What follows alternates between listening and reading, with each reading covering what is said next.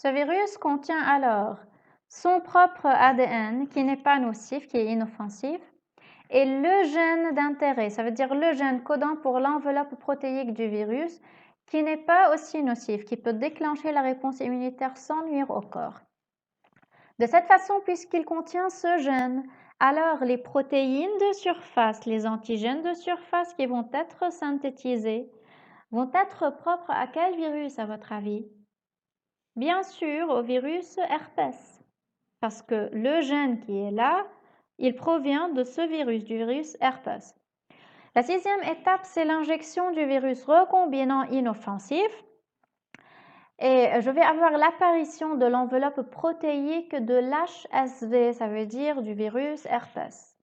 Cette enveloppe protéique, elle va causer la réponse immunitaire et l'homme va avoir des anticorps, il va produire des anticorps contre l'enveloppe protéique de cette HSV.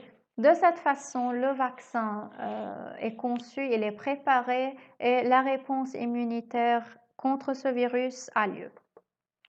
Vous devez décrire cette technique, indiquer le donneur et le receveur du gène transféré, nommer l'enzyme utilisée pour isoler le gène transféré et montrer que cette technique biotechnologique est qualifiée de transgenèse. Je pense que les questions sont assez faciles. Vous ne devez pas avoir un problème ou bien une difficulté à les résoudre et on les corrigera plus tard. Et à la fin, deux petites questions à retenir. Que peut être le grand problème en donnant des vaccins à virus vivant? Il existe toujours un risque que le virus vivant fait en fait une reverse mutation et revient à sa forme initiale nocive et cause la maladie. Ce vaccin en fait que j'ai atténué, que j'ai rendu inoffensif, il y a toujours ce risque qu'il refait une mutation et qu'il revienne à nouveau à sa forme initiale qui peut causer la maladie et qui peut être mortelle parfois. Deuxième question, pourquoi les vaccins à virus vivant sont-ils plus importants que les vaccins peptidiques? C'est parce que les vaccins à virus vivant, contrairement aux vaccins peptidiques, produisent une réponse immunitaire complète au virus et normalement, cette immunité dure toute la vie. C'est pourquoi ils sont beaucoup plus importants que les vaccins peptidiques. Donc la réponse complète et l'immunité dure toute la vie. À savoir que selon les maladies, on fabrique les vaccins.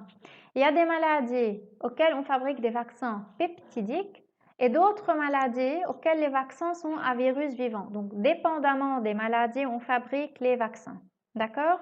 Vous n'avez pas à savoir c'est quoi la maladie, ni c'est quoi les vaccins fabriqués contre chaque maladie. Vous vous contentez du document qui est devant vous pour répondre aux questions demandées et pour tirer les informations du document. Et enfin, il faut savoir qu'il y a des situations où il ne faut pas vacciner. Comme lorsqu'il y a des malades ayant une immunodépression, ça veut dire un manque dans le système immunitaire. Comme quel type de maladie? Comme les malades qui ont le cancer parce que leur immunité devient faible. Les malades qui ont le virus VIH, ça veut dire le sida, aussi ils ont une très faible immunité. Donc il ne faut pas leur donner le vaccin. Et les femmes enceintes parce que aussi leur immunité diminue un peu, elle s'affaiblit.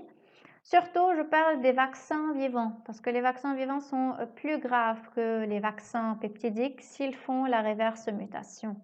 Et parce qu'ils déclenchent une immunité ou bien une réponse immunitaire plus sévère que les vaccins peptidiques. Chaque vaccin a sa période d'efficacité, sa période de travail si vous voulez. C'est pourquoi il faut le renouveler. On parle de rappel de vaccin. On fait un rappel au vaccin, ça veut dire on se vaccine une deuxième fois pour rester immunisé le plus longtemps possible contre les virus.